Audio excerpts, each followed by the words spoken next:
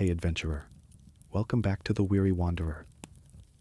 Tonight we're not just dipping our toes into the past, we're plunging headfirst into the frozen hellscape of Ice Age Europe.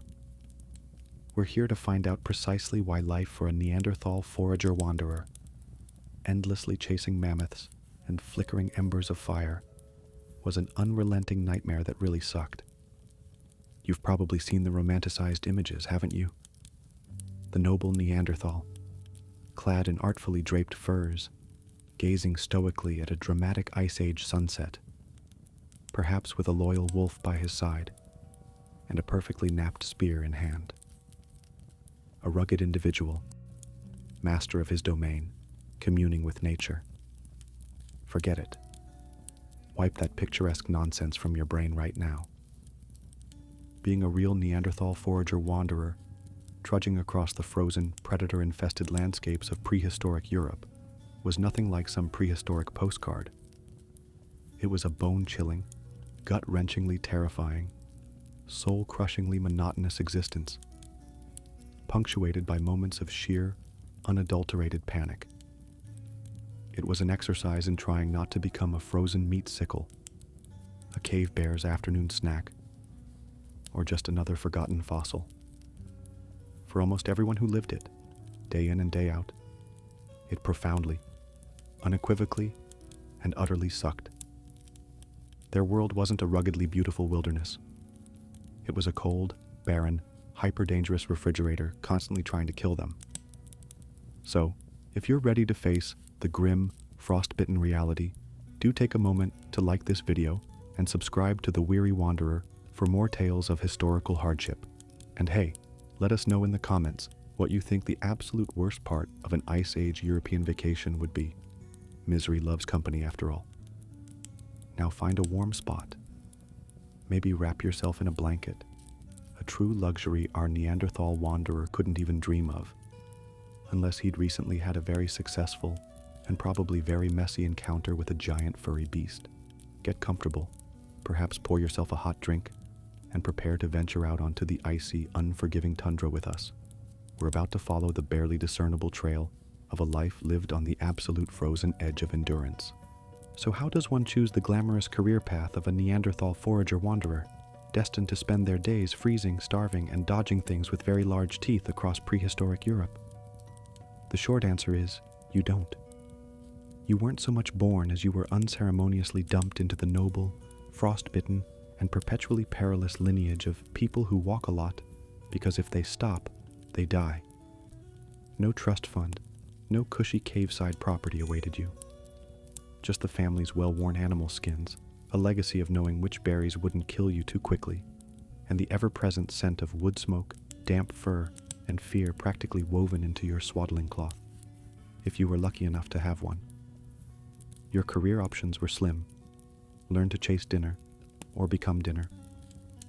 It was less a calling, more a forceful, icy shove out of the cave. Your early training for this life of misery began pretty much the moment you could stumble upright without immediately face-planting into a frozen puddle. There were no playdates, no educational cave paintings, unless you count the ones showing how not to get gored by a woolly rhino. By an age when modern kids are mastering the art of demanding more screen time, you were considered cheap, expendable labor, already learning to track, to hide, to endure. Your toys? Probably a smooth rock that wasn't too sharp, or a particularly interesting stick. Maybe a discarded bone if you were lucky. All excellent for practicing your aim on a passing lemming, or fending off a curious cave hyena. Your playground? A vast, wind-blasted expanse of icy tundra, dotted with treacherous crevasses, suspicious rustlings in the frozen bushes, and the occasional charmingly aggressive giant deer. While other, hypothetical, luckier children somewhere else in time might have been learning their ABCs, you were mastering the grim skills essential for survival. How to read the faintest animal track in the snow. How to tell if that distant rumble was thunder or a herd of very large, very hungry mammoths, and how to not lose a toe to frostbite before breakfast. Fun games included, don't get eaten by that shadow over there. Find the slightly less rotten food, And the all-time favorite, try not to freeze solid tonight. Your primary instructor in this open-air school of hard knocks was likely your father, or whatever elder male in your tiny, shivering group hadn't recently been stomped flat by something enormous or dragged off by a cave lion. His face was probably a roadmap of past encounters with near-death experiences, etched with frostbite scars and the kind of weariness that comes from decades of being really, really cold. His vocabulary was as sparse as edible plants in midwinter, consisting mainly of grunts, urgent pointing, and the occasional, very expressive ugh. He taught you everything not through patient explanation, but through harsh shoves in the right direction. Painful demonstrations of what happens when you stick your hand too close to a cornered badger, and the silent, terrifying example of his own constant, weary vigilance. Kindness was a luxury the Ice Age couldn't afford, but if he made sure you didn't wander off a cliff or try to pet the saber-toothed cat, that was probably the prehistoric equivalent of a hug. So what did a typical Tuesday look like for our Neanderthal forager wanderer? Well, first off, the concept of a Tuesday, or any named day of the week, would have been as alien to him as a smartphone or a decent dental plan. Time wasn't marked by calendars. It was marked by the slow, agonizing crawl of seasons, the gnawing ache in his belly, or the ever-present need to not die before the sun went down. Holidays? Paid leave? Weekends off? Adorable concepts, truly, but about as common for our Ice Age friend as a centrally heated cave with ensuite mammoth bone plumbing. The unforgiving prehistoric world didn't punch a time clock, and neither did he. His shift was, quite simply, from the moment he woke up freezing to the moment he collapsed from exhaustion, hopefully in a place where a cave bear wouldn't trip over him in the dark. A day, if you could call it that, began not with a gentle alarm or the smell of brewing coffee, but with the piercing chill of the pre-dawn air seeping through his inadequate fur coverings. He'd likely awaken stiff and aching on a pile of rough vegetation, if he was lucky, or just on the cold, hard, unforgiving earth, probably with a rock for a pillow that had seemed like a good idea the night before, when he was too tired to care. The first order of business wasn't checking his emails. It was checking if he still had all his toes, and if the small, precious fire ember they'd carefully nurtured through the night was still clinging to life. If it wasn't, well, that just added a whole new layer of urgent misery to the morning's agenda. Find more fire, or face a day of gnawing on frozen, uncooked mystery meat. Breakfast, assuming there was anything left from the previous day's scavenge or hunt, a big assumption, wasn't a leisurely affair. It was a hurried, desperate cramming of whatever calories could be found. A handful of gritty roots dug from the frozen ground, a few strips of dried, leathery meat that tasted vaguely of despair and old socks, or perhaps, on a truly banner day, some leftover marrow scraped from a bone with a sharp flint. This wasn't about enjoyment. It was about fuel. Enough fuel to keep the internal furnace from sputtering out. Enough fuel to put one foot in front of the other for another 12 to 16 hours of relentless, mind-numbing, body-breaking toil. Then it was straight to the main event, the endless, wandering search. This wasn't a scenic hike. This was a forced march through a landscape actively trying to kill you. If they were following a mammoth herd, it meant hours, days, sometimes weeks of slogging across vast, featureless steppes, through dense, gloomy forests of pine and birch, or over treacherous, ice-slicked hills. Every step was a calculation of risk versus reward. Is that snow-covered patch solid, or will it swallow you whole into a hidden crevasse? Is that rustle in the undergrowth a harmless Arctic fox, or something that views you as a walking protein bar? Their eyes, ears, and noses were constantly scanning, interpreting the faintest signs. A broken twig, a distant animal call, the scent of dung on the wind, the subtle shift in the gray, oppressive sky that might signal a coming blizzard. There were no signposts, no helpful park rangers, just instinct honed by generations of survival and the collective, anxious memory of the group. This relentless movement was interspersed with other charming activities. There was the constant need to find water that wasn't frozen solid or teeming with invisible prehistoric nasties, often involving smashing through ice with a rock or hoping that snowmelt wasn't too contaminated. There was the butchering of any successful kill, a messy, bloody, and exhausting affair performed quickly with crude stone tools before other, larger predators decided to join the feast. This meant hacking through thick hides, sawing through tough muscle and sinew, and trying to get the most valuable, calorie-rich organs and meat away before the scent attracted unwanted attention. Every part of the animal that could be used was used. Hides for warmth, bones for tools or marrow, sinew for bindings. Waste was a luxury they couldn't afford. And if there was no big game, then the day was spent in the equally thrilling pursuit of whatever hasn't run away fast enough or isn't poisonous. This meant hours of back-breaking foraging, digging for tough, starchy roots with a sharpened stick, gathering tiny, sour berries from thorny bushes that seemed designed to rip your skin to shreds, collecting insect larvae, or maybe getting lucky and finding a bird's nest with a few precious eggs. Imagine spending your entire day searching for enough calories just to break even, knowing that tomorrow you had to do it all over again. The sheer, grinding monotony of it, the constant, low-level hunger, the physical strain of walking, digging, carrying. It was a full-time job with the worst possible pay and absolutely no benefits. And meaningful breaks? Those happened when you literally couldn't take another step, or when the alpha male of the group decided everyone could collapse for a few minutes before the sun, their only real taskmaster dipped below the horizon and plunged their world into an even more terrifying, frozen darkness. The environment itself wasn't just a backdrop to their suffering. It was an active, malevolent participant, a relentless antagonist in their daily struggle. The Ice Age European landscape wasn't some pristine, untouched wilderness paradise. It was a vast, frozen battlefield, and our Neanderthal was on the front lines every single day.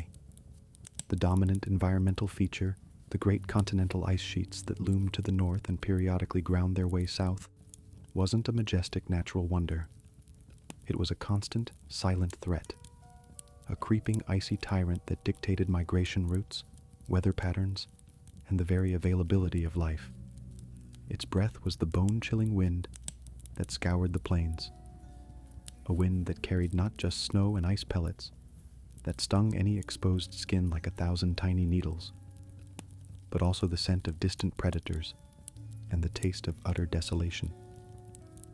And the sun. Oh, the glorious sun. On the rare days it bothered to show its face through the thick, oppressive cloud cover, it wasn't a source of gentle warmth or cheerful light. In summer, it could be a surprisingly harsh, glaring interrogator, reflecting off endless snowfields to sear the eyes, or baking the treeless tundra until the air shimmered with heat haze, promising dehydration and mirages of phantom reindeer herds. In winter, it was a pale, disinterested disk that hung low in the sky, offering little heat and even less comfort, a mocking reminder of the warmth that was so desperately needed but so rarely found. It was less a life-giving celestial body and more a cosmic clock, ticking down the precious hours of daylight available for the desperate search for food before the long, frigid, predator-haunted night returned. The terrain itself was a conspiracy against comfortable travel. Jagged mountain ranges, remnants of ancient rock gnawed into sharp teeth by millennia of frost and ice, presented brutal obstacles, forcing long detours or perilous climbs where a misplaced foot could send you tumbling into a ravine. Vast, swampy lowlands, thawing briefly in the short summers, became treacherous quagmires, sucking at their fur-wrapped feet, breeding grounds for biting insects, and perfect ambush sites for creatures that preferred their meals muddy. Rivers, swollen with glacial meltwater, were not picturesque waterways, but raging, icy torrents that had to be crossed by wading through numbing, dangerously fast currents, or by finding precarious natural bridges of fallen trees or jammed ice. Even the seemingly flat steps were riddled with hidden dangers. Animal burrows that could snap an ankle, sudden sinkholes, or ground that was frozen solid one moment, and a slushy, boot-sucking mess the next. Every footstep was a gamble. And the flora and fauna? Forget gentle deer nibbling peacefully in sun-dappled glades. The plants were tough, often thorny or bitter, offering meager sustenance for enormous effort. The forests were dark and dense, their silence broken by the snap of a twig that could mean either a potential meal or a potential end. And the animals. Oh, the animals were a different league of terrifying. We're talking cave lions, twice the size of their modern African cousins, with a particular fondness for bipedal snacks. Giant cave bears that made grizzlies look like teddy bears, who really didn't appreciate you trying to share their winter accommodation. Woolly mammoths and rhinos, magnificent sure, but also several tons of potential trampling fury if you got too close or annoyed them.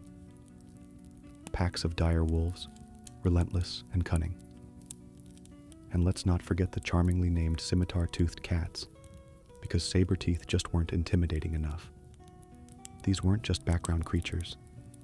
They were competitors, threats, and a constant source of adrenaline-dumping, heart-pounding fear.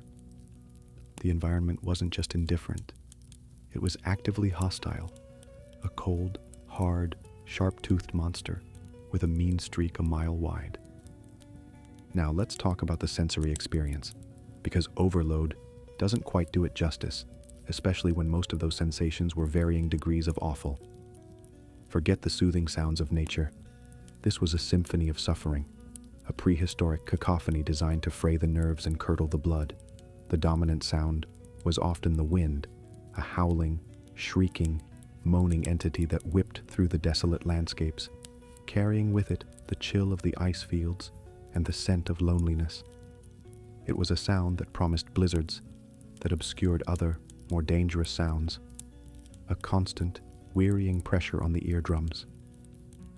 Then there were the animal noises, the distant roar of a cave lion that would make your fur stand on end, the guttural coughing growl of a bear disturbed in its den, the mournful trumpeting of a lost mammoth calf, or the sudden terrifying snarl of something very close, very hungry, and very unhappy to see you.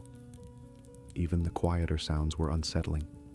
The drip, drip, drip of meltwater in a damp, cold cave that would eventually soak all your furs. The scuttling of unseen creatures in the darkness just beyond the firelight. The unnerving crunch of your own footsteps on frozen snow that sounded deafeningly loud in the vast, empty silence, potentially advertising your presence to every predator in a 5-mile radius. Add to this the grating scrape of stone on stone as tools were made or resharpened, the wet tearing sounds of butchering, the hacking coughs from lungs filled with wood smoke and icy air, the whimpers of the cold and hungry children, and the occasional blood-curdling scream that meant someone had just become intimately acquainted with the local megafauna. It was an auditory assault course. And the dominant discomforts? Where to even begin? Let's start with the cold. Not just a bit chilly, but a deep, penetrating, bone-aching cold that seeped into your marrow and never truly left. Your fur wrappings, often stiff with old blood and grease, offered some protection, but they were rarely enough against the icy winds or the damp that clung to everything in the caves and makeshift shelters. Imagine your fingers and toes constantly numb, a burning ache in your joints, your breath misting in front of your face, even inside your supposed shelter. Then there was the dampness, from melting snow, from rain, from river crossings, from the clammy walls of a cave. It made your furs heavy and smelly. It chilled you to the core. and it encouraged a delightful array of skin complaints. Caked-on grime was a permanent fashion statement.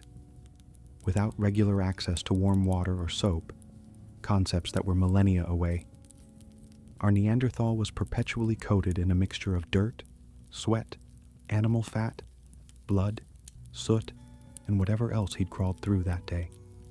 This wasn't just an aesthetic issue. It was an invitation to parasites, infections, and a level of itching that would drive a modern human to madness.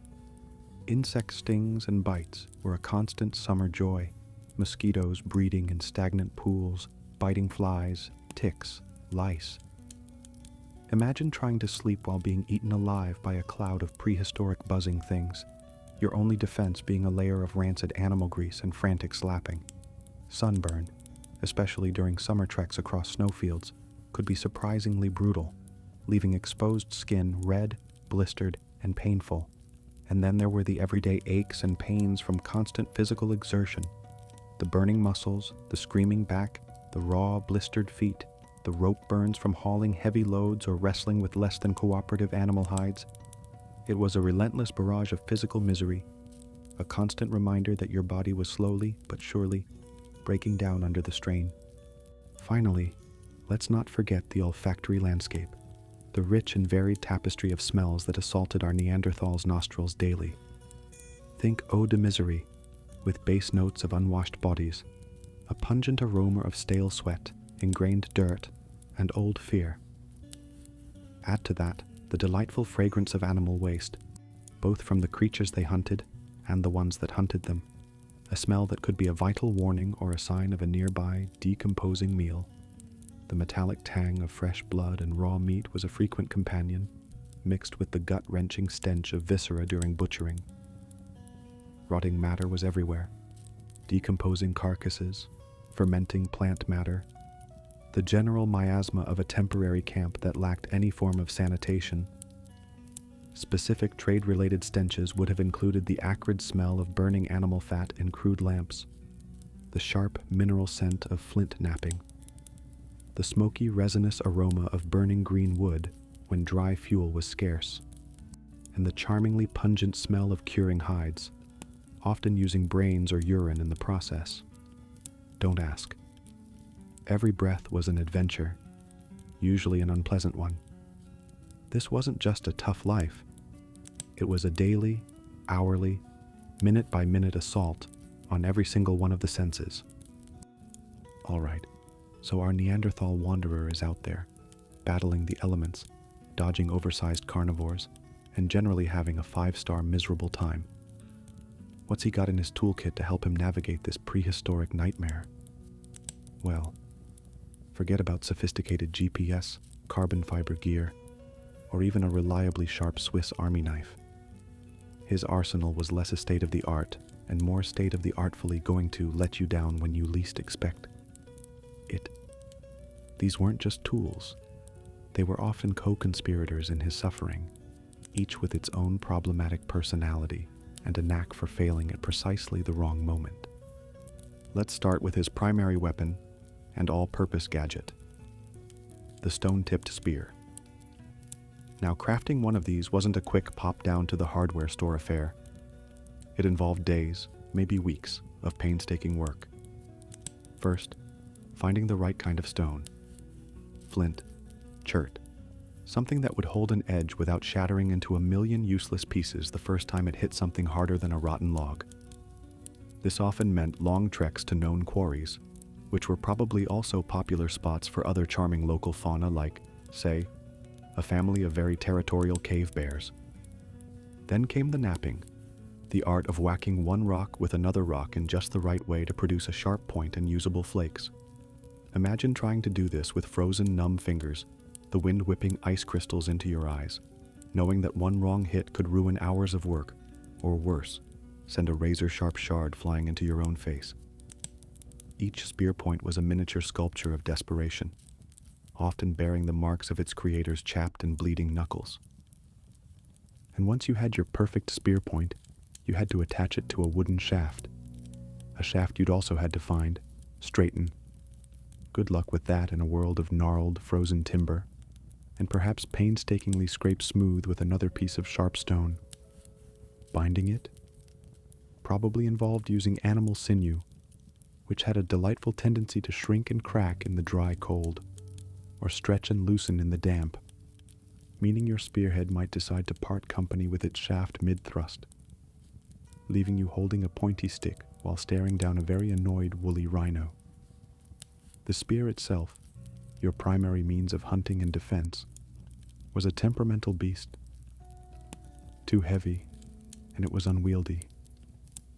Too light, and it wouldn't have the stopping power to do much more than mildly irritate a charging bison before it turned you into a prehistoric pancake. It was your best friend, right up until the moment the shaft snapped. The point shattered, or it simply sailed harmlessly wide of its intended target, leaving you to explain to your starving family why dinner was, once again, optimism and a side of frozen lichen. Then there was the atlatl, or spear thrower, a clever invention in theory. A piece of wood, bone, or antler with a hook or spur at one end, designed to effectively lengthen the thrower's arm and impart greater velocity and distance to a lighter spear or dart. This was your prehistoric equivalent of a rocket launcher. Fantastic when it worked. But like all advanced technology of the era, it came with its own set of delightful failure modes. The hook could snap off. The dart, not perfectly balanced, might veer off course like a drunken bird. In the fumbling cold, getting the dart seated correctly on the hook under pressure, say, when a scimitar-toothed cat is expressing a keen interest in your femoral artery, was probably a recipe for high comedy tragedy. You'd be there, fumbling with your force multiplier, while your intended target either wandered off board or decided to expedite your entry into the fossil record. And what about the hand axe? That iconic teardrop-shaped piece of sharpened stone. This was your Neanderthal multi-tool. Butcher knife, wood chopper, ice pick, defensive weapon, if you were really desperate and had a good throwing arm, and possibly even a very uncomfortable pillow. Versatile, yes. Efficient?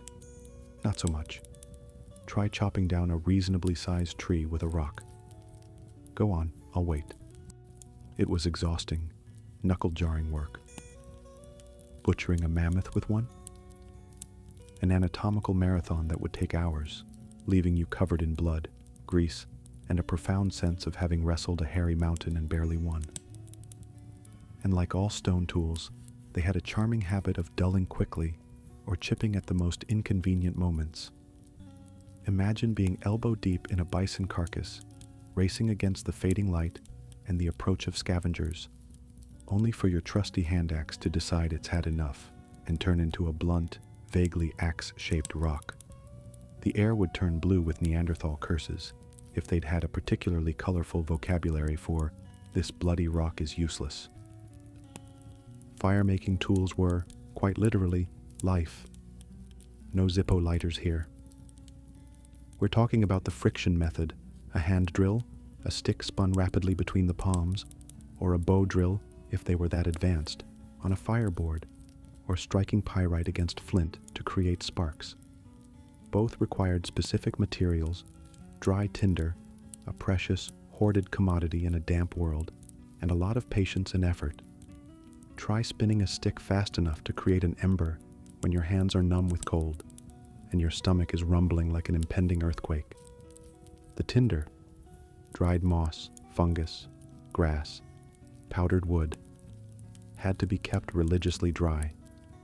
One accidental soaking, and your chances of a warm fire, cooked food, or warding off nocturnal predators plummeted dramatically.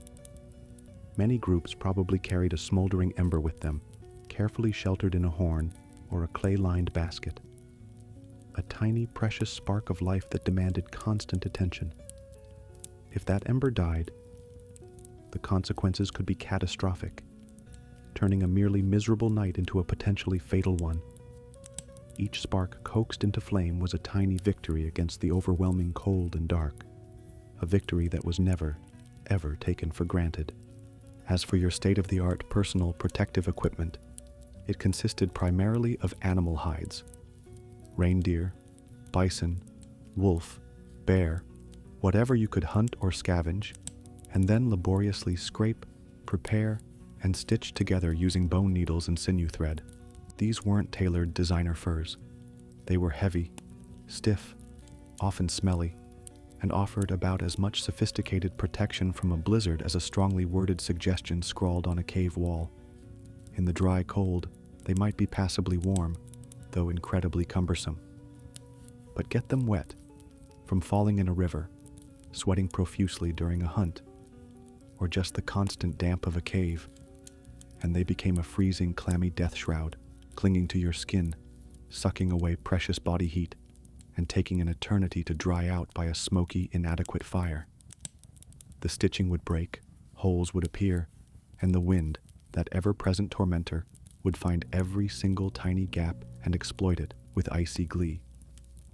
These furs were also a thriving ecosystem for lice, fleas, and other tiny biting companions who considered your armpits and groin prime real estate. So not only were you cold and damp, you were also itchy, all the time. It's a wonder they didn't all go mad from the constant, inescapable discomfort. And yet, despite this daily catalog of failures, betrayals, and general uncooperativeness, these tools were their life. Our Neanderthal wanderer cursed his spear when it missed. He probably threw his hand axe in frustration when it chipped on a stubborn mammoth femur, and he definitely muttered dark imprecations at his furs when they soaked through for the 10th time in a week. But he also mended them with a grudging care, resharpening the stone points with meticulous, if pained, attention, restitching the torn hides with fumbling, frozen fingers, and carefully nursing that precious spark of fire like it was his own child. It was an unholy matrimony, a bond forged in shared misery, mutual disrespect, and absolute desperate dependence. These tools weren't just objects. They were extensions of his will to survive, flawed and frustrating extensions, sure, but the only ones he had against a world determined to grind him into frozen dust. He needed them, and in a strange, abusive way, they needed his constant, weary attention to even function at their mediocre best. The relationship was less craftsman and beloved instrument, and more long-suffering spouse and deeply irritating, yet somehow essential partner. Living the life of a Neanderthal wanderer wasn't exactly a wellness retreat. You didn't get to find yourself on a picturesque ice floe. You were too busy trying not to become a permanent part of it. The constant, grinding hardship wasn't just an inconvenience. It was a systematic dismantling of the human body and spirit. This wasn't a lifestyle that came with a good benefits package or a long life expectancy. It was a speed run towards becoming a collection of aching bones and frayed nerves. Let's start with the body. That magnificent, yet ultimately fragile machine that our Neanderthal was pushing well beyond its design specifications every single day. By the time he reached what a particularly optimistic archaeologist might call middle age, say his early 30s, if he was incredibly lucky and genetically predisposed to not falling apart like a badly made fur coat, his body was already a walking, groaning museum of occupational hazards. His spine, from years of stooping to gather plants, hauling chunks of mammoth meat, and crouching by smoky fires, likely resembled a gnarled old tree root, permanently bent and sending shooting pains down his legs with every awkward step. His joints, knees, hips, shoulders, elbows would sing a constant, agonizing aria of inflammation, a symphony of creaks, pops, and grinding noises that announced his approach long before he was visible. Arthritis wasn't a disease of old age. It was a companion from adolescence, a constant, unwelcome reminder of every slip on the ice, every jarring leap across a crevasse, every night spent shivering on frozen ground. His hands, oh, his magnificent, ruined hands. These weren't the soft, pampered appendages of a modern desk jockey. They were gnarled, calloused, scarred tools, more leather and bone than flesh and blood. Fingers would be permanently stiff, perhaps missing tips from frostbite or a poorly aimed flint-napping blow. The skin would be cracked and bleeding, perpetually irritated by dirt, cold, and the abrasive nature of everything he touched, from rough stone tools to coarse animal hides. Imagine trying to perform delicate tasks, like threading a sinew through a bone needle, when your fingers felt like frozen sausages, and every movement sent a jolt of pain up your arm. His feet, likewise, would be a horror show, calloused into unfeeling hooves in some places, blistered and infected in others from endless marching in ill-fitting or constantly damp fur wrappings. Stress fractures were probably a common occurrence, ignored until the pain became so blinding he literally couldn't take another step, at which point he became a serious liability to his small, constantly moving group. Dental issues? Don't even get me started. Forget pearly whites. Think a collection of worn-down, cracked, and missing teeth, more akin to a dilapidated Stonehenge than a functional chewing apparatus. Their diet, often gritty with sand and stone dust from grinding tools or wind-blown sediment, acted like sandpaper on their enamel. Add to that the stress of using their teeth as a third hand, for gripping hides, softening sinew, or gnawing on tough, uncooked meat.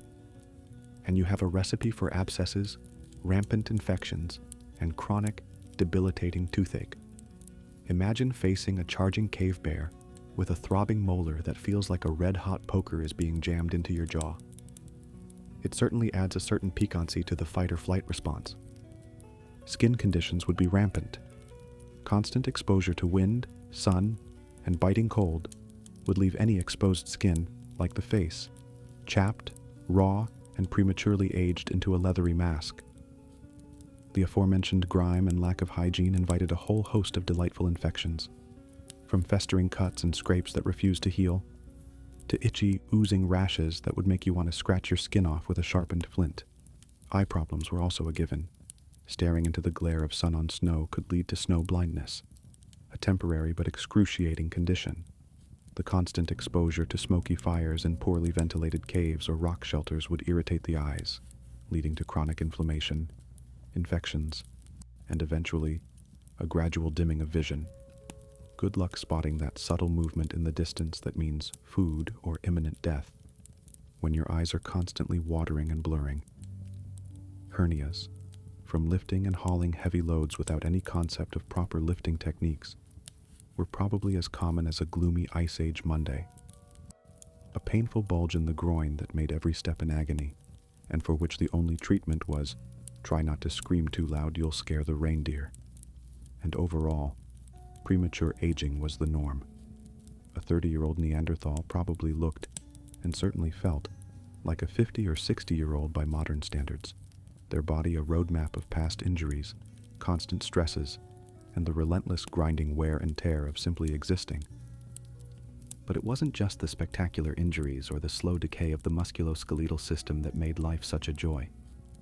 Oh no, the prehistoric environment and their charming lifestyle were also prolific distributors of fascinating internal afflictions. Let's talk about parasites. Given the close proximity to animals, the often unavoidable consumption of less than fresh meat, and the dubious quality of available drinking water, our Neanderthal was likely a walking ecosystem for a delightful variety of internal worms and microscopic nasties. Tapeworms, roundworms, flukes, you name it. He probably hosted it, leading to chronic malnutrition, anemia, abdominal pain, and a general pervasive lethargy that made the already monumental task of survival even harder.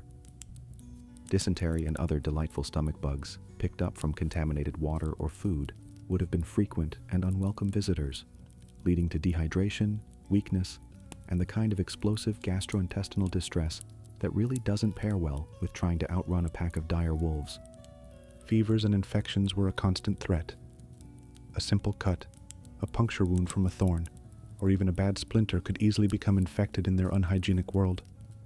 Without antibiotics, such an infection could quickly turn life-threatening, leading to raging fevers, sepsis, and a slow, agonizing death. Respiratory problems were practically guaranteed. Inhaling smoke from fires in enclosed caves, breathing in freezing air day after day, and the general dampness would lead to chronic bronchitis, pneumonia, and a persistent racking cough that echoed mournfully through the silent, frozen nights. Imagine trying to remain hidden from a predator when you're prone to sudden, uncontrollable coughing fits. Chronic malnutrition and dehydration were just part of the daily routine. Even when food was available, it wasn't always the right kind or in sufficient quantity to meet the immense caloric demands of their lifestyle. Vitamin deficiencies would have led to a host of unlovely symptoms. Scurvy, if fresh plants were scarce for long periods, making gums bleed and old wounds reopen, night blindness from lack of vitamin A, and a generally weakened immune system that made them more susceptible to every other ailment on this charming list.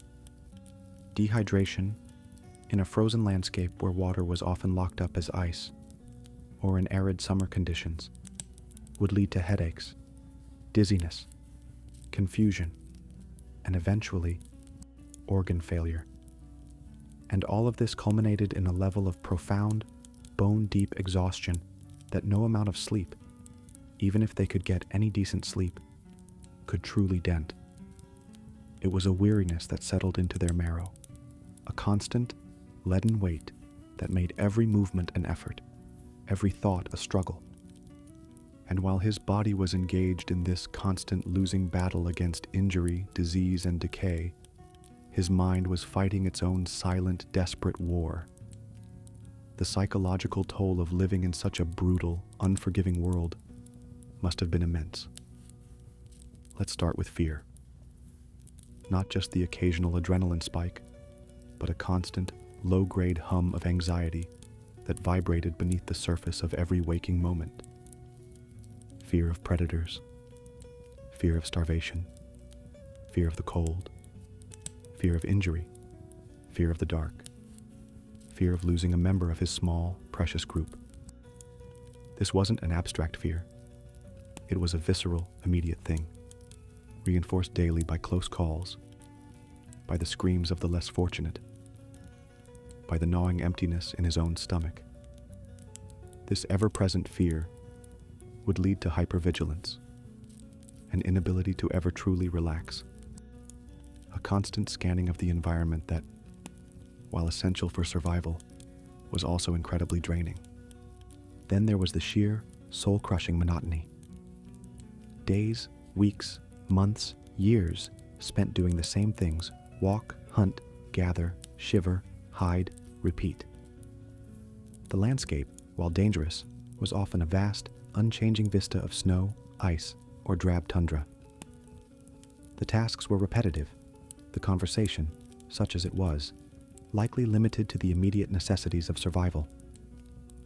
There was little room for intellectual stimulation, for art beyond the occasional cave painting, which itself might have been a desperate attempt to make sense of or control their terrifying world, for anything that might lift the spirit beyond the grim satisfaction of having survived another day.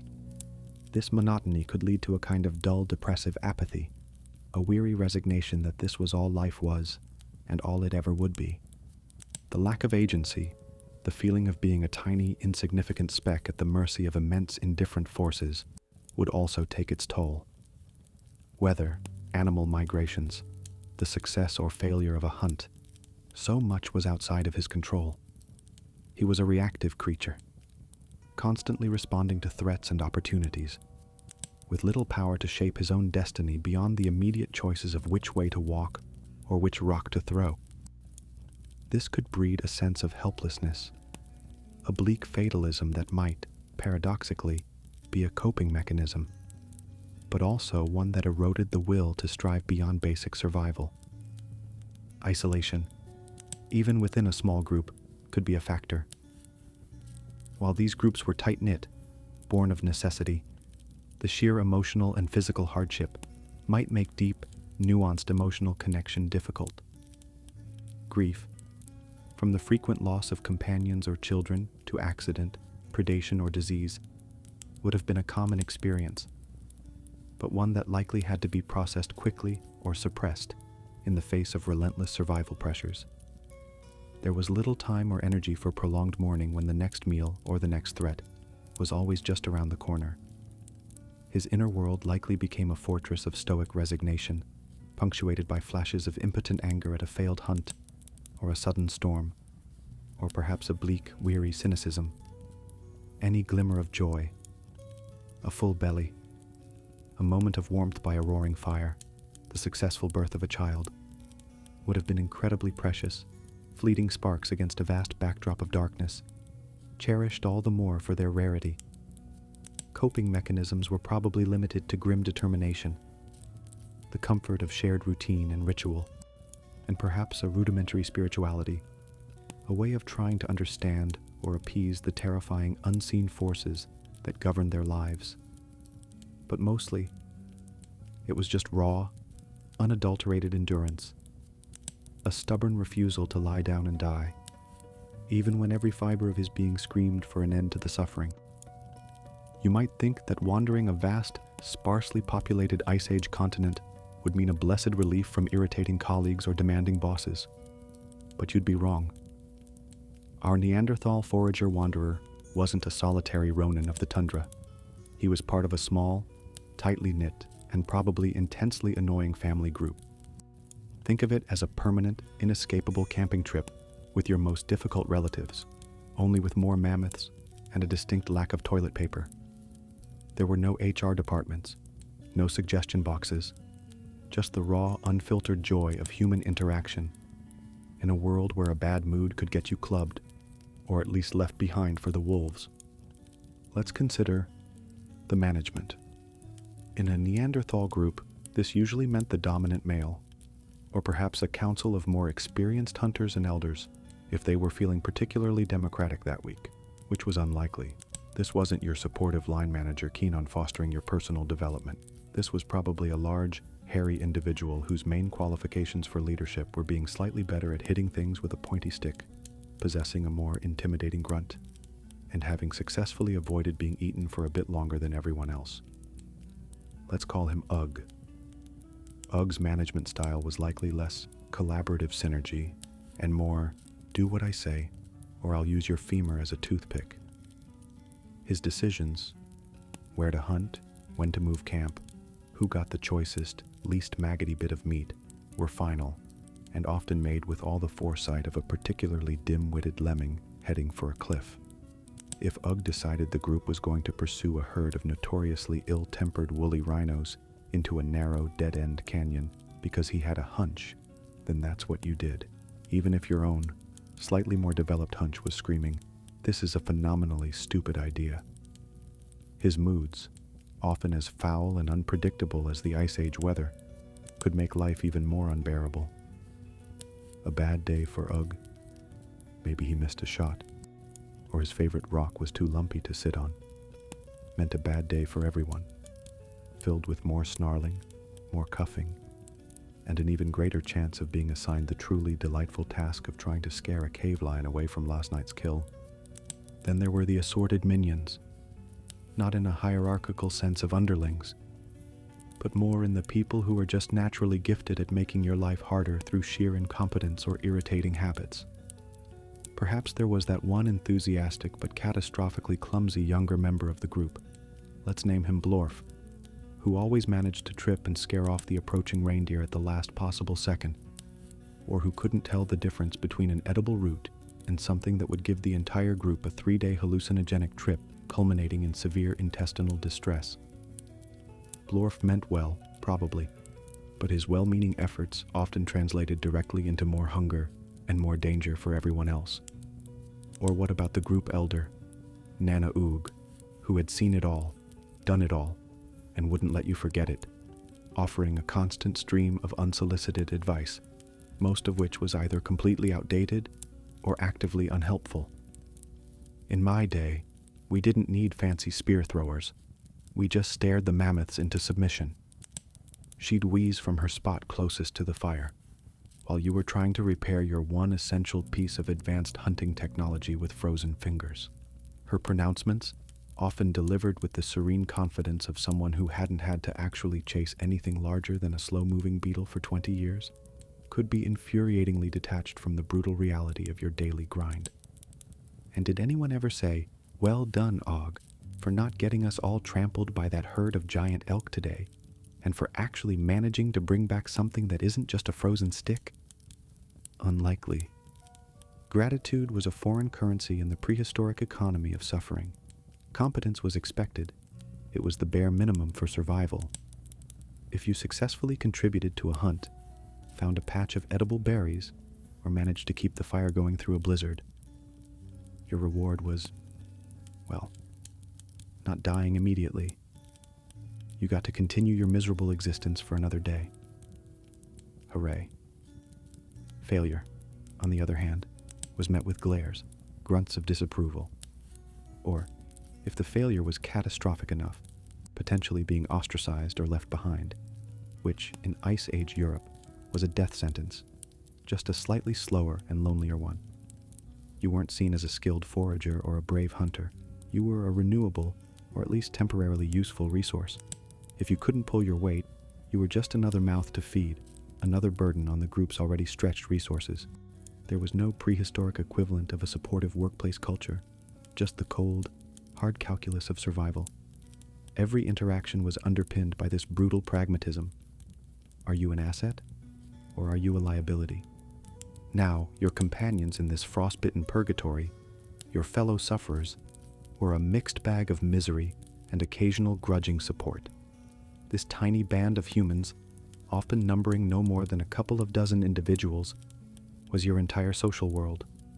You were born into it, you lived in it, and you would almost certainly die in it, probably surrounded by these same familiar, irritating faces. Sometimes, a grim sort of camaraderie would flicker to life, usually born from shared terror, or the brief elation of a successful hunt. When you'd all just narrowly avoided becoming a cave bear's lunch, or when the group finally brought down a massive bison after days of relentless tracking, there might be a moment of shared relief, perhaps even a rough guttural approximation of a cheer. Laughter, when it occurred, was probably a harsh barking sound, more a release of tension than an expression of genuine joy, often at someone else's minor misfortune, like watching Blorf trip over his own feet for the 10th time that day, as long as it didn't scare the mammoths. But constant privation, the gnawing hunger, the unrelenting cold, and the ever-present fear could also turn people inward or against each other. Tensions would simmer over the distribution of scarce food. Who got the marrow bones? Who got the less desirable sinewy bits? Squabbles could erupt over a misplaced tool, a prime sleeping spot too close to the meager fire, or accusations of not pulling one's weight. Suspicion could fester. Was that other hunter deliberately taking the easier route, leaving you to flush out the dangerous game? Was someone hoarding flint nodules? In a world where every calorie and every resource was critical, even minor perceived injustices could escalate into bitter, grunting feuds. There was an unspoken, and sometimes brutally enforced, pecking order. Ugh, our alpha, was at the top, naturally. The most successful hunters vied for positions just below him. Women, crucial for gathering, child-rearing, and processing hides, had their own hierarchy, often based on age, experience, and the number of surviving children they'd managed to raise. The young, the old, and the less capable were at the bottom, reliant on the group's tolerance, which could wear very thin when resources were scarce. Acts of solidarity did happen, of course. Someone might share a particularly juicy grub with a whimpering child, or help a struggling elder over a treacherous patch of ice. These small kindnesses, however, were likely rare sparks in the overwhelming darkness, notable precisely because they were exceptions to the general rule of every man, woman, and child for themselves, within the context of not letting the entire group die. Mostly, though, it was a collective endurance, a shared trudge through an icy hell, bound together not by love or affection, but by the grim, unspoken understanding that their individual chances of survival alone were virtually zero. They needed each other, even if they didn't particularly like each other most of the time. Their bonds were forged in the crucible of shared suffering, a testament to the human or Neanderthal capacity to endure the unbearable, as long as there was someone else equally miserable to endure it with. When you're living a life that's 99% brutal hardship and 1% desperately trying to avoid becoming a fossil, the concept of luxury gets a bit warped. For our Neanderthal forager wanderer, luxury wasn't a 5-star cave with a south-facing entrance and premium mammoth fur rugs. It was more like finding a dead animal that something else had killed but hadn't quite finished eating yet, or a pile of dry leaves that wasn't already infested with angry prehistoric insects. Let's take a tour of the finer things in Ice Age life, shall we? First up, the culinary scene. Forget Michelin stars. Our Neanderthal's diet was a constant, desperate scramble for calories, a culinary tour of despair that would make a modern survivalist weep into their MRE. Dining in the average Ice Age camp was an experience best forgotten, or at least one that rarely involved actual dining as much as frantic gnawing. The staple, when they were lucky, was meat. Mammoth, bison, reindeer, horse, woolly rhino, whatever they could hunt, or more often bravely scavenge after a pack of cave lions or dire wolves had had their fill and wandered off for a nap. This wasn't prime steak cooked to perfection over fragrant wood chips. This was often half frozen, or hastily charred over a smoky, sputtering fire, the outside burnt to a cinder and the inside still disturbingly raw and bloody. Imagine the texture of shoe leather that's been left out in the rain, then frozen, then lightly singed. That was probably peak gourmet. And that's if the kill was fresh. More often than not, it might be something that had been lying around for a bit, attracting a veritable ecosystem of flies, maggots, and bacteria that would add their own unique, tangy flavors and a high probability of severe gastrointestinal fireworks later on. Food poisoning wasn't just a risk, it was practically a side dish. When big game was scarce, which was often, the menu shifted to anything that moves slowly enough or doesn't look immediately lethal. This included a delightful array of small game like Arctic foxes, hares, lemmings, if you could catch the speedy little blighters, birds, and their precious eggs, if you could reach the nests without breaking your neck, and a whole smorgasbord of insects, grubs, larvae, ants, crunchy, protein-rich, and probably tasting vaguely of dirt and despair. Then there was the plant matter. Tough, fibrous roots that had to be laboriously dug from the frozen earth with a sharpened stick and then pounded into submission to be even remotely chewable. Bitter leaves and stems that offered minimal nutritional value, but at least filled the aching void in your stomach for a while. Sour berries that stained your hands and mouth, and often came with a delightful accompaniment of thorns. And various fungi, where the game of edible or agonizing death was played with unnerving regularity. Their knowledge of local flora was undoubtedly extensive, born of desperate trial and error. R.I.P. Ugh, who really liked those bright red mushrooms, but it was a grim, limited pantry. And to wash it all down, water, if you could find it. This often meant smashing through ice on a frozen pond or river, hoping the water beneath wasn't too stagnant or contaminated by animal waste, a frequent occurrence. Sometimes it was melted snow, which, while picturesque, often contained a gritty assortment of wind-blown dirt and miscellaneous debris. There was no concept of boiling for purification, so every sip was a gamble. Weak, fermented berry juice? Perhaps if they got incredibly lucky and some berries had been stored in a way that allowed for accidental fermentation rather than just rotting. But that was likely a rare treat that probably led to some very confused Neanderthals with prehistoric hangovers. Mostly, it was just water, often tasting of mud, minerals, or the faint worrying tang of something died upstream. The overall experience was less feast and more frantic refueling operation, designed to cram enough calories into the system to keep it from collapsing, with little regard for taste, hygiene, or long-term health consequences. Every meal was a stark reminder of their precarious existence, a temporary reprieve from the gnawing hunger that was their constant companion. Now let's talk about shelter. Home sweet cave, right? Not quite. While caves offered some protection from the wind and snow, they were far from cozy abodes. Think damp, drafty, dark holes in the ground, often shared with an exciting variety of other occupants like bats, giant cave spiders, probably, and the occasional hibernating cave bear who really didn't appreciate being disturbed. Your sleeping quarters weren't chosen for their comfort or ambiance. They were usually wherever you dropped from exhaustion that wasn't directly in a puddle or too close to the grumpy alpha male. This often meant a few square feet of cold, hard rock, perhaps with a thin scattering of dried grasses or leaves, if you were lucky and energetic enough to gather them. These makeshift beds offered minimal insulation from the bone-chilling cold that radiated from the cave walls and floor. Privacy was a concept as alien as a day spa. You were crammed in with the rest of your smelly, snoring, coughing, and occasionally flatulent family group. Hygiene? Non-existent. The cave floor was a delightful repository of old bones, food scraps, accumulated filth, and whatever parasites decided to call your bedding home. If a suitable cave wasn't available, which was often the case for a wandering group, shelter was even more rudimentary. Perhaps a lean-to made of branches and animal hides, offering minimal protection from the elements and about as much security as a wet paper bag against a determined predator.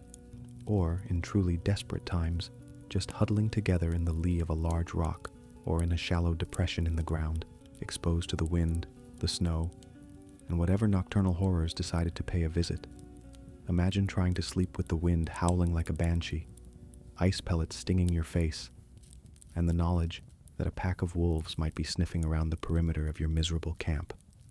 These shelters were less homes and more temporary hiding spots where you hoped not to freeze or get eaten before morning. The constant dampness seeped into everything. Your furs, your bedding, your bones, making you feel perpetually chilled and clammy. The air would be thick with smoke from the poorly ventilated fire, stinging your eyes and coating your lungs with soot. It was less a refuge and more a slightly less awful version of being outside. And sleep? What is this sleep you speak of? The notion that night was for 8 hours of uninterrupted restorative slumber was a charming fairy tale our Neanderthal had never heard. If you weren't jolted awake by the agonizing throb of your protesting muscles, or the gnawing ache in your empty stomach, or the delightful sensation of something small and multi-legged crawling across your face, there were plenty of other diversions to ensure you remained in a state of perpetual, bleary-eyed exhaustion. Someone always had to stand watch, a terrifying and lonely vigil, peering into the oppressive darkness for the glint of predatory eyes, listening for the snap of a twig that could signal an approaching threat. The fire, the group's fragile shield against the cold and the dark, needed constant tending, requiring someone to periodically wake up and feed it precious, scarce fuel. The sounds of the night were hardly conducive to peaceful dreams. The howling wind, the distant or not so distant roar of a cave lion, the yelping of wolves, the terrified shriek of some unfortunate creature meeting its end, the restless stirring and coughing of your companions, the whimpering of cold and hungry children. Even if by some miracle the outside world was quiet, your own body often conspired against rest. The relentless itching from lice and skin infections, the throbbing pain from injuries, the desperate need to urinate after drinking that slightly too much questionable water, all ensured that deep, restorative slumber was a rare and precious commodity, snatched in brief, unsatisfying bursts. The cumulative effect of this chronic sleep deprivation was devastating. Impaired judgment, not ideal when making life or death decisions, slowed reflexes, bad news when a spear is flying your way, irritability, leading to more delightful social interactions, and a profound, unshakable weariness that permeated every aspect of their existence. They were living in a perpetual state of jet lag, without ever having enjoyed the luxury of a flight. These weren't luxuries. They were curses disguised as basic necessities, each one a testament to the sheer, unrelenting misery of their daily lives. Now, when we talk about economic realities for our Neanderthal forager-wanderer, we're not discussing stock options, pension plans, or even a handful of shiny pebbles that might pass for currency. The prehistoric economy was far more brutal and immediate. It was an economy measured in calories, in access to life-sustaining warmth, in the raw, bloody currency of survival. There were no paydays, no bonuses for exceptional mammoth slaying, just the constant, desperate accounting of whether you'd gathered enough, hunted enough, or contributed enough to justify your continued existence within the group. The concept of a regular wage involving clinking coins or even a consistent barter system was a delightful fiction, thousands of years in the future. Your payment for a hard day's work, which was every day, usually arrived in the form of a share of whatever the group had managed to acquire. If there was a successful hunt, you got a portion of the meat. Not necessarily the best portion, mind you. That often went to the dominant hunters, the alpha male, our old friend Ugg, or perhaps the most cunning elders. You might get a less desirable cut, something stringy and tough, or a smaller share if you were perceived as having contributed less, perhaps due to injury, age, or just plain bad luck that day. It wasn't exactly a king's ransom of protein. It was calculated, with the cold, hard pragmatism of survival, to be just about enough to keep you from inconveniently dying and becoming hyena food. Unless, of course, you were already looking like hyena food, in which case your share might mysteriously shrink. And deductions. Oh, the creative accounting of a Neanderthal foraging group. If you messed up during a hunt and scared off the game, your pay might be a chorus of angry grunts and a significantly smaller piece of whatever scraps they managed to salvage later. If you were too slow gathering roots because your back was a twisted pretzel of agony, you might find the communal pile of vegetation surprisingly depleted by the time you got your share. Payment was directly tied to immediate, tangible contribution. There was no sick leave, no compassionate allowance for a bad day. You pulled your weight, or you felt the pinch, often quite literally in your empty stomach. The system was one of feast or famine, but mostly variations on not quite enough to feel truly secure. A big kill meant a few days of relative plenty, a brief respite from the gnawing hunger, a chance to build up a thin layer of fat against the inevitable lean times. But these were fleeting moments. More often, it was a struggle for scraps, a constant, anxious calculation of whether the energy expended in finding food would be greater than the energy gained from consuming it. There was a grand cosmic irony in the life of our Neanderthal wanderer. He and his small, shivering band were the absolute lifeblood of their own tiny, struggling world. Their relentless effort, their knowledge of the unforgiving land, their courage in the face of terrifying predators, these were the sole factors keeping their lineage from sputtering out like a damp fire. They transported themselves, their meager belongings, and their collective hope for another sunrise across a landscape determined to erase them. They were the pioneers, the explorers, the absolute bedrock of human endurance in a frozen hell. And for this pivotal role in the grand drama of survival, they were rewarded with a social status that was entirely dependent on their immediate utility. There were no medals for bravery, no lifetime achievement awards for most berries gathered in a single agonizing day.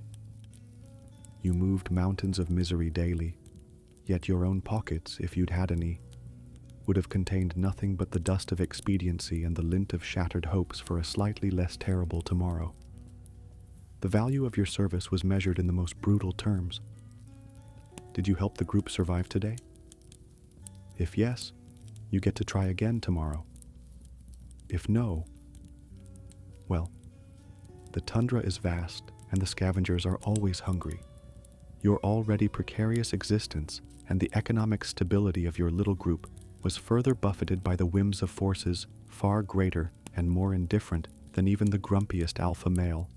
External factors, in the Neanderthal world, weren't about market crashes or royal decrees.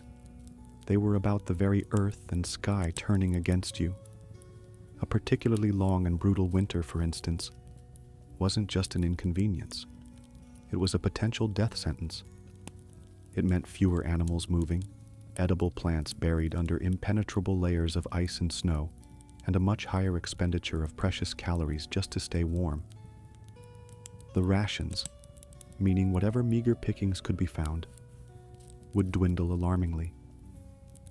More of the weaker members, the very young and the very old, might not see the spring.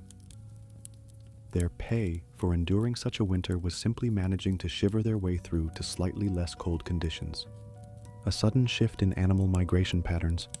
Perhaps the reindeer herds decided to take a different route that year, miles away from your traditional hunting grounds, could spell disaster.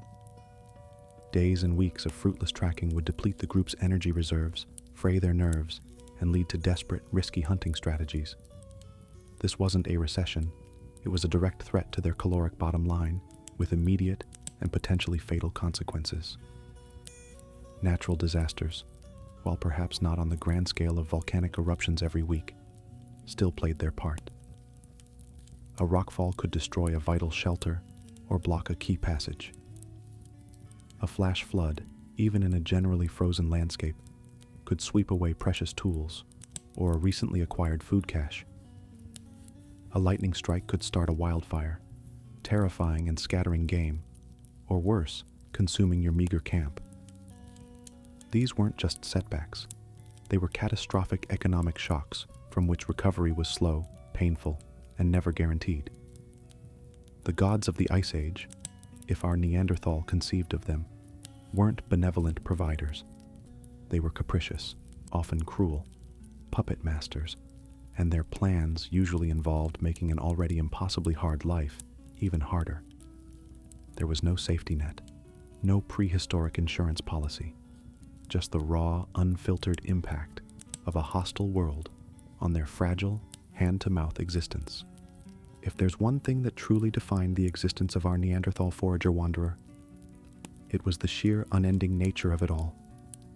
This wasn't a job with set hours, a project with a clear deadline, or a journey with a final, welcoming destination. This was life as a Sisyphean sentence, an endless, grinding cycle of toil and hardship, where the only certainty was that tomorrow would likely be just as miserable as today, possibly with extra mammoth dung. The concept of finishing for the day was a quaint notion, as alien as a flushing toilet or a comfortably sprung mattress. Sure, the sun would set, plunging their world into an even more terrifying darkness, and they might collapse in a heap of exhausted furs. But was the work done? Hardly. The fire needed tending. Someone had to keep a terrified watch for things that go bump and bite and gore in the night, and the gnawing anxiety about where the next meal would come from didn't just politely clock off at dusk. And finishing a journey? A milestone, perhaps, like reaching a temporary hunting ground or a slightly less damp cave, but rarely a terminus. They'd spend weeks, maybe months, tracking a reindeer herd across a frozen steppe, their lives hanging by the thread of that pursuit. If successful, there was the brief, bloody flurry of butchering and feasting.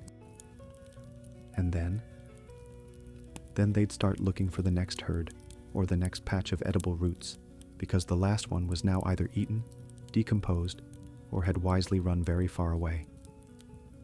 One problem solved, if you could even call basic survival solving a problem, simply led to the next item on the infinite to-do list. Suffer, find food, try not to die, repeat indefinitely. Imagine their world. A hunting ground becomes depleted. The game moves on. So, the group moves on, trudging across vast, hostile landscapes to find a new area that might, just might, sustain them for a little while longer. A favored cave shelter becomes too dangerous. Perhaps a rockfall has made it unstable, or a particularly persistent family of cave bears has decided to claim it as their own. So, they search for a new hole in the ground, another damp, dark refuge from the relentless elements. It was a life lived on the move, not out of a spirit of adventure or exploration, but out of grim, grinding necessity. The to-do list was just survive. written in invisible ink across every day of their short, brutal lives, a task that was never, ever completed. Each small success, a kill, a new shelter, surviving a blizzard, was merely a postponement of failure, a brief gasp of air before being plunged back under the icy waters of their daily struggle. The repetition wasn't just physical, it was psychological. A constant reinforcement of the idea that there was no escape, no end in sight, just more of the same. Forever. Our Neanderthal wanderer was trapped in the hamster wheel of his era, a wheel powered by the relentless, indifferent rhythms of the Ice Age. His life was tethered to the grand, uncaring cycles of nature, the migration of animal herds, the fruiting of plants, such as they were, the advance and retreat of glaciers, the endless turn of the seasons. Each season bled into the next, bringing with it its own special brand of misery and a slightly different set of impossible tasks. Autumn meant a desperate scramble to gather any remaining edible plants, and perhaps hunt migrating herds, all under the shadow of the approaching killer winter.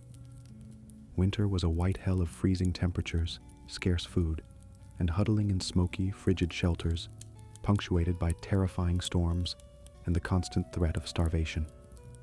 Spring, if it ever arrived, brought the melt, turning the world into a muddy, treacherous swamp, but also the promise of new growth and returning animals. If you could survive the floods and the newly awakened, very hungry predators. Summer offered longer days for hunting and gathering, but also swarms of biting insects, the risk of dehydration, and the knowledge that winter was, inevitably, on its way back. There was no escape from this cycle. You couldn't just decide to take up cave painting full-time or open a charming little flint-knapping boutique. There was no other life to aspire to. This was it. You were a cog in the great, frozen, uncaring machine of prehistoric existence, destined to turn and grind until you broke, at which point you'd be quickly replaced by another, slightly less worn-out cog. The landscape itself, while perhaps possessing a certain stark, brutal beauty, offered no solace, no sense of peace, only a constant reminder of your insignificance and the overwhelming power of the natural world to crush you like a beetle. The horizon was always just more tundra, more jagged mountains, more frozen rivers to cross, promising not adventure, but more of the same grinding hardship. Now, it would be an insult to the profound depth of their suffering to suggest that our Neanderthal forager wanderer's life contained anything approaching what we might call joy or happiness. These are luxuries born of security and surplus, concepts as alien to him as a hot shower. Yet, even in the deepest, darkest pit of daily misery, the human, or Neanderthal spirit, that stubborn, inexplicable spark, can sometimes find the tiniest, most improbable crack of light. These weren't moments of joy. Not really. They were more like fleeting, visceral affirmations of existence. Tiny, gasping breaths in an ocean of suffocation. Little fleas of grim satisfaction found in an otherwise thoroughly mange-ridden existence. There might have been a grim flicker of professional pride, a visceral thrill, when a perfectly thrown spear found its mark, bringing down a massive bison after a long, exhausting hunt.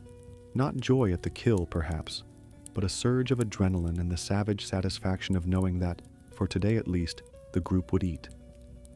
There was the profound, if temporary, relief of a full belly, that rare sensation of warmth spreading through your limbs after consuming a calorie-rich meal of cooked meat and marrow, a brief respite from the constant, gnawing hunger, the warmth of a well-tended fire on a bitterly cold night, the flickering light pushing back the terrifying darkness and the biting cold, creating a small, fragile island of relative security in a hostile universe. That was a comfort beyond measure. Perhaps there was a moment of connection, a shared, unspoken understanding with a fellow hunter as they worked together to outsmart a cunning prey, or a brief, rough gesture of solidarity, like sharing a particularly good piece of flint or helping to drag a heavy load. The successful birth of a child, a new member of their tiny, fragile band, must have been a moment of some significance, a tiny flicker of hope for the continuation of their line, even if it was tinged with the grim knowledge of the brutal world that child was entering. And maybe, just maybe, there were moments of awe, looking up at a sky blazing with stars, undimmed by artificial light, or witnessing the raw power of a thunderstorm, or the majestic passage of a mammoth herd. A terrifying beauty, perhaps, but one that might have briefly lifted their gaze from the immediate, muddy, bloody struggle of their daily lives.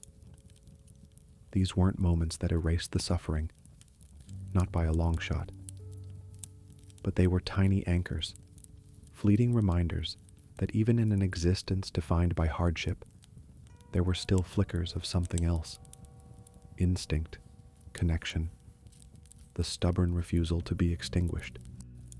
They were the 20% that made the 80% suck just slightly more bearable.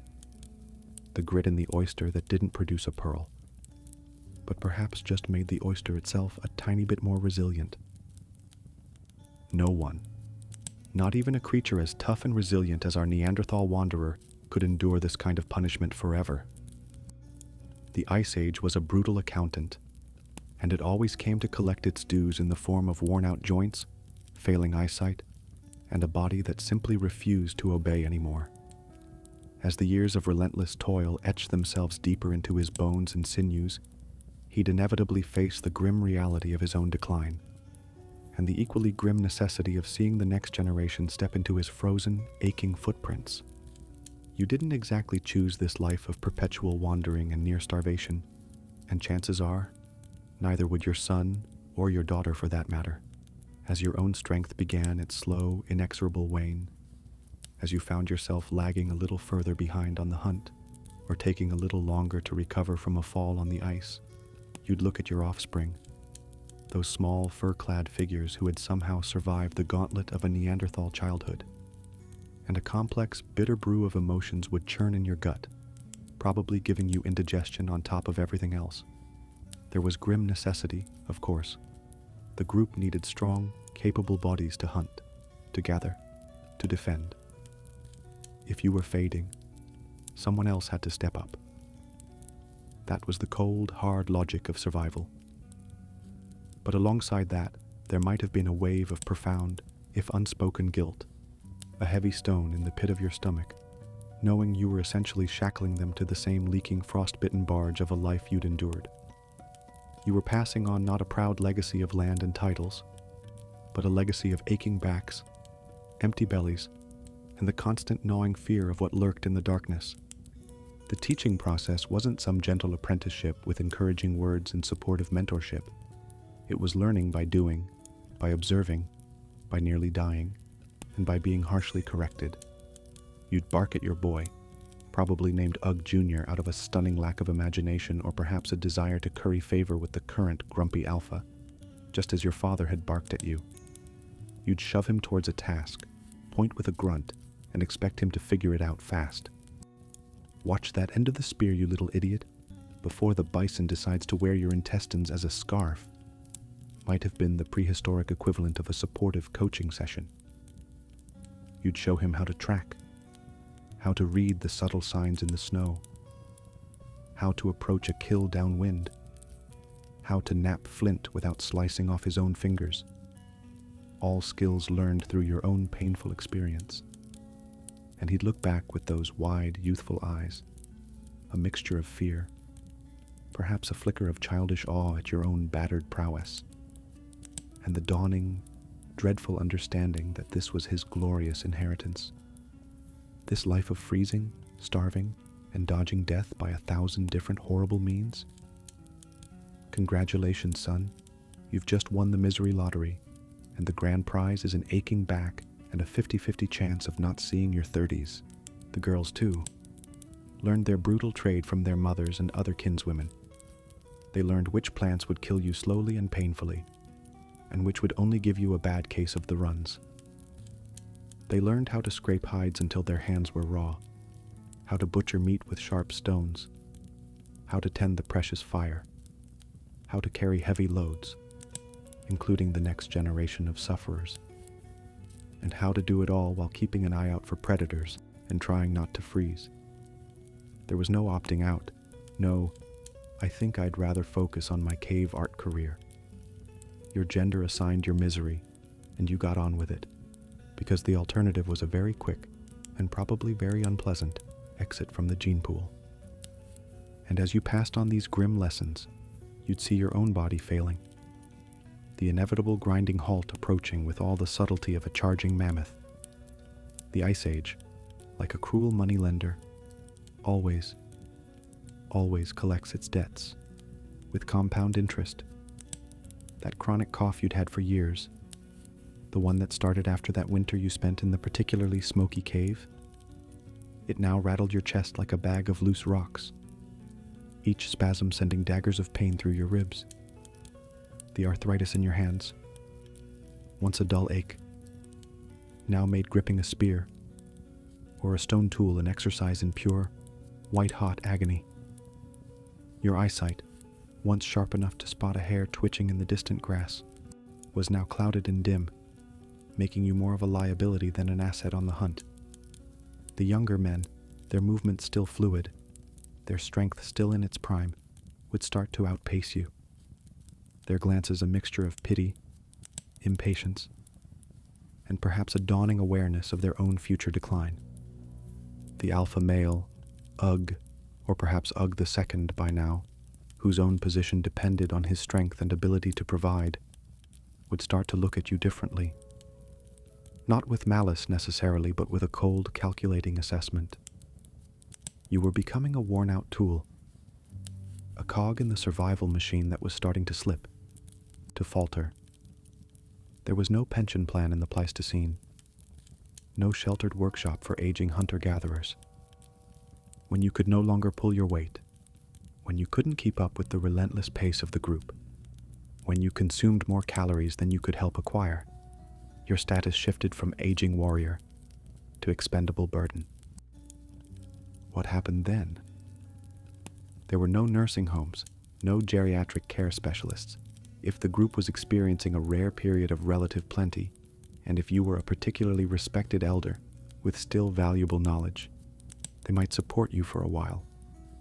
You might sit by the fire, offering advice, solicited or not, telling stories of past hunts, probably heavily embellished, and slowly fading. But such situations were likely the exception. More often, in the harsh calculus of survival, a mouth that could not feed itself, attached to a body that could not contribute, was a luxury the group could not afford for long. Sometimes the end was an accidental abandonment. The group moves on while you're sleeping a little too soundly, or you wander off and don't come back. Sometimes it was a more direct, if unspoken, decision. You were left behind at a temporary camp with a small portion of food and a dying fire, a final grim courtesy before the wolves or the cold claimed you. Or perhaps, seeing the writing on the cave wall, you might choose your own exit, wandering off into the snow to meet your end alone. A final desperate act to unburden your kin. It was a brutal end to a brutal life. The final payment on a debt that had been accruing since the day you were born into that frozen, unforgiving world. So, after dragging you through the frozen hellscape of Ice Age Europe, detailing a life that was 1 part brutal suffering and 3 parts trying not to become a carnivore's chew toy, you might be wondering, what was the point? What did our Neanderthal forager wanderer, in his short, savage, and almost entirely unrecorded existence, actually achieve? He built no pyramids, wrote no epic poems, forged no empires. His name, if he even had one that extended beyond a series of descriptive grunts, is lost to the winds of time, buried under millennia of ice and indifference. And yet, to dismiss him as a mere evolutionary dead end, a forgotten extra in the grand movie of human progress, would be to miss the point entirely. The great figures of recorded history, the kings, queens, conquerors, and inventors, they get the statues, the biographies, the endless documentaries, Their names are carved in stone. Their deeds, often a mix of genius and wholesale slaughter, are celebrated or endlessly debated. But beneath the shadow of every colossal monument, every grand achievement of so-called civilization, lies the unrecorded sweat, blood, and sheer stubborn grit of countless anonymous souls like our Neanderthal. He wore no crown, commanded no armies, and his greatest invention was probably figuring out how to not get his fingers stuck in a clamshell.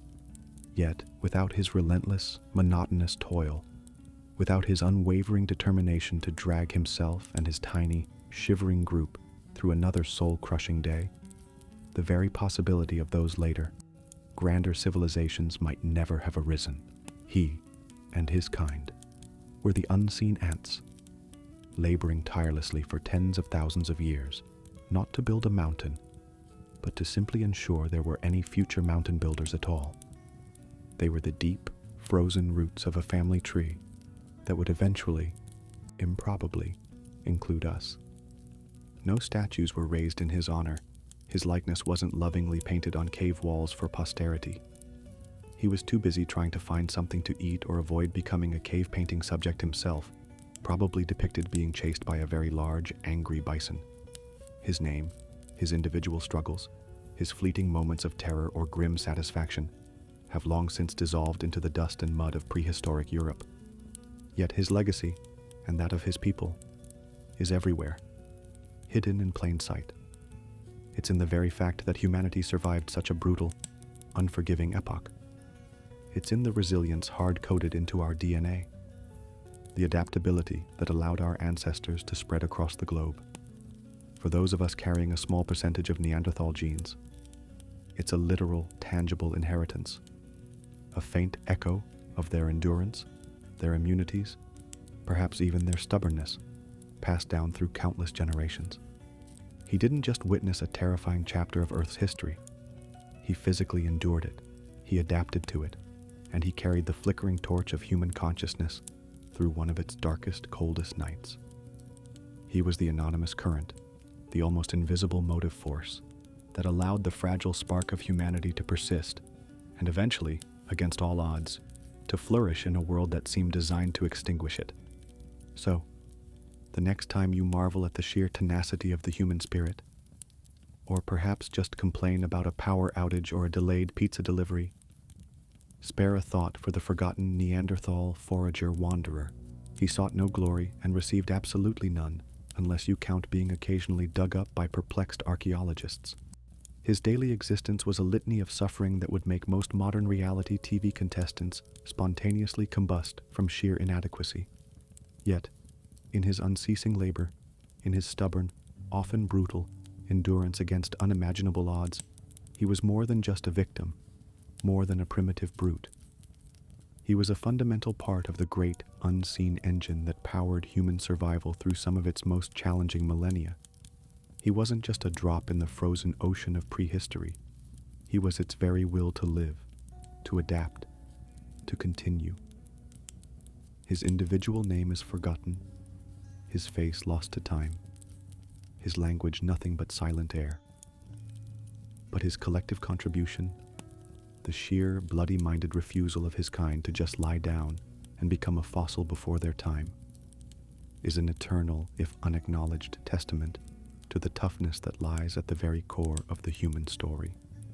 He was, in his own cold, miserable way, a weary wanderer who paved a path, inch by agonizing inch, through the ice for all who came after.